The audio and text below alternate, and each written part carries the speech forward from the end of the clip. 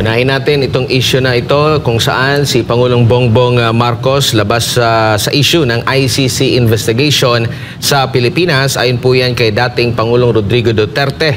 Walang kinalaman si PBBM sa ginagawang investigasyon ng ICC kaugnay sa war on drugs na inilunsad po ng nakaraang administrasyon sa matagal na nanghimasok at ang ICC sa soberanya ng bansa. Ito ang sinabi ni dating Pangulong Rodrigo Duterte sa gitna ng mga umuugong na balita na nasa Pilipinas na mga taga-ICC at nagsisimula ng mag-imbestiga. Ano masasabi mo dito, Attorney? Alam mo naman, no? Amo ko itong si dating Presidente Rodrigo Roa Duterte, pero I will beg to disagree.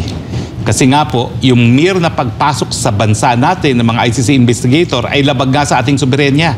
Dahil hindi na nga po tayo ngayon miyembro ng ICC at bumitiw na tayo at nag-epektibo yung ating pagbibitiw noong 2019, effective 2019, wala na pong dapat kooperasyon na ipakita ang Pilipinas at kahit sino man sa ICC. In fact, yung pagpasok ng mga investigador dito para mag-imbestiga, hindi naman sila para mag-sunbathing lang sa Boracay o di naman kaya sa Bohol, no? Kundi para mag-imbestiga, ay labag sa ating batas. Bakit? Dahil nakasaad sa ating saligang batas na ang kapangyarihan ng hudikatura ay nakasalalay lamang sa Korte Suprema, di pa pang mga batas na binuo sa pamamagitan ng mga batas na isinabatas ng ating Kongreso. Pati po yung preliminary investigation, yung pag-iimbestiga para madesisyonan kung dapat nga sampahan ng isang tao, yan po ay nasa jurisdiction din ng ating hudikatura. Bagamat, sang-ayon po doon sa rules of court, ito po ay susunod doon sa proseso na nakatakda ng National Prosecution Service, no, na ehekutibo. So, yung mere pagpasok po, labag na po yan. Unless sila magbabakasyon lamang. Dahil kung sila mag-iimbestiga, abay tangi mga Pilipino lang po ang dapat mag-imbestiga ng kahit anong krimen nangyari dito sa Pilipinas, ngayong hindi na nga po tayo miyembro ng ICC. Ang dapat sisihin dyan, ang ICC mismo. Kasi natulog sa pansitan. Abay, 2018 pa tayo bumitiw. Isang taon para maging epektibo. May isang taon sila para simula yung proseso ng preliminary investigation. Pero 2021 na nang humingi sila ng permiso para magsimula ng preliminary investigation, matagal nang nakalipas matapos na naging epektibo yung ating pagbibitiw sa ICC. Alam nyo, ang ICC, yan po ay voluntaryong tratado. Hindi po yan sapilitan. Hindi po pwedeng pilitin ng mga bansa na manatiling miyembro kung ayaw na nila. Ang tanging condition lang dyan ay yung obligasyon na makipag-cooperate kung magsisimula ng preliminary investigation sa loob ng isang taon matapos isumite ang instrument of withdrawal. Pero dahil nabigo nga po yan, no, yung prosecutor na yan, na magsimula ng kanyang preliminary investigation bago dumating ang 2019, wala na po na naiwan na siya ng huling biyahe ng release, kumbaga. Kaya po, I humbly beg to disagree with my former boss. Hindi po totoo na walang kinalaman ng ating presidente sa pagpasok ng mga investigador. Bilang presidente ng bansa, meron siyang sinumpaang katungkulan na protektahan ang saligang batas at lahat ng mga batas ng ating bayan. At kasama na po yan, yung karapatan ng isang soberenya at malayang independyenteng estado na tanging sila po ang maglitis pag mayroong mga krimen na nangyari dito sa ating teritoryo. Alam nyo po, napakaseloso ng soberenya at ng jurisdiction. Hindi po yan pumapayag na merong kahati. Ang exception na lang dyan, kung pumayag nga tayo sa pamamagitan ng tratado. Pumayag tayo, pero hanggang 2019 lamang. Beyond 2019, ay hindi na po pwede. So with all due respect, my boss, FPRRD, tingin ko po, sagot pa rin ni Presidente PBBM kung naririyan na nga po ang mga taga-ICC na nag-iimbestiga. At sa tingin ko naman po, imposible na sila yung nag-iimbestiga na walang basbas din or acquiescence. Alam niyo ba yung acquiescence? Hindi nga pinayagan, hindi naman tinutulan. Kasi hindi ko rin maisip kung magsisinungaling yung mga puti pagpasok ng Pilipinas, anong gagawin mo rito? Magsuswimming sa Boracay. Sigurado po ako dyan, sinabi nila, kami po yung taga-ICC. At pinapasok, no? Basta, ang kanilang dahilan, pwede kayo pumasok, hindi namin kayo tutulungan. Mali po yun. Dahil pati yung pagpasok nila para mag-imbestiga ay paglabag na sa ating soberenya. Noong nakaraang Huwebes, attorney, ay sinabi po ng Solicitor General Minardo Guevara, muli niyang iginiit na as far as, sabi niya, i-quote lang, kulang, as far as the government is concerned, it has maintained its position that the state has no legal duty to cooperate with the ICC investigator. At kung mag-iimbestiga man ang ICC, pwede nilang gawin yan sa labas ng bansa. Well, unang-unahan, sinabi po niya, walang legal obligation. Ang tinatanong natin is, naririto ba sila para mag-imbestiga? Yan yung sinasabi ko na po pwedeng acquiescence, po pwedeng nagmimiron, miski alam nilang hindi dapat nangyayari. So yan po ata ang nangyayari ngayon. Okay, hindi namin kayo tutulungan, pero hindi rin namin kayo pipigilan. Pero ang dapat natin gawin bilang isang malayang soberenyang bansa ay pigilan sila at sabihin, tanging mga piskal Pilipino lamang, tanging pulis Pilipino lamang, at tanging mga Pilipinong hukuman lamang ang po pwede magditis sa mga krimen na nangyari dito sa Pilipinas. Halimbawa, attorney, kung nasa bansa na ang ICC at nag-iimbestiga nga or kahit na hindi sila tumutulong, kumbaga parang nagbibigay din ba ito ng legitimacy sa kanilang ginagawa? Sabi mo nga, kung nandito na at nag-iimbestiga, pwedeng hindi pinapakialaman o hindi nakikipag-ugnayan yung ating gobyerno, pero the mere fact na nandito sila para nag-imbestiga, parang pinababayaan nila. Hindi ba parang nagbabanggit sila na legitimate ang kanilang pagpunta rito kasi wala silang ginagawa? Yung kanilang mantra, yung linya nila na hindi kami makipagtulungan, di mag-imbestigaya kung gusto ninyo, mali po yan. Yan ay pagtaksil sa soberenya ng ating bansa. Kasi nga po, kapag sinabing exclusive, hindi po pwede kahit sino man ang maghimasok at mag-imbestiga ng mga krimen na nangyayari dito sa Pilipinas. Ngayong hindi na nga po tayo miyembro ng ICC. Nagkaroon po pagkakataon ng ICC prosecutor na simulan yung formal na preliminary investigation, 1 taon matapos tayo umalis ng ICC, hindi nila ginawa.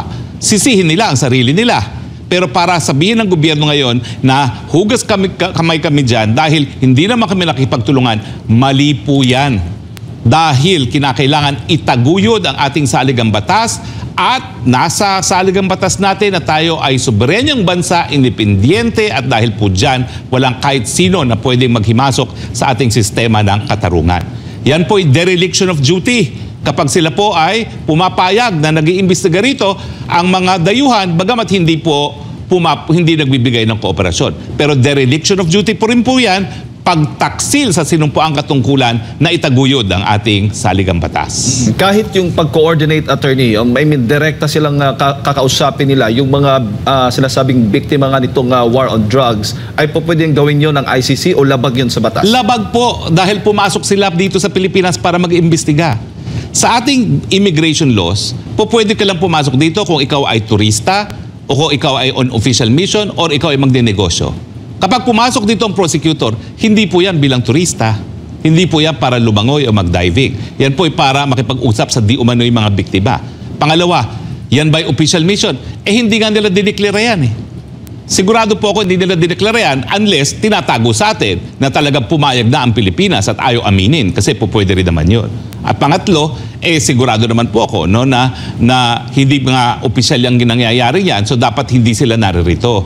Pero dapat siguraduhin ng ating gobyerno no, dahil sila pa rin ang tagapagtaguyod ng ating saligang batas, tagaprotekta ng ating saligang batas, na kahit anong investigasyon, kahit pagpasok para magkaroon ng investigasyon ay dapat ipagbawal. Kaya nga ako'y nagtataka eh.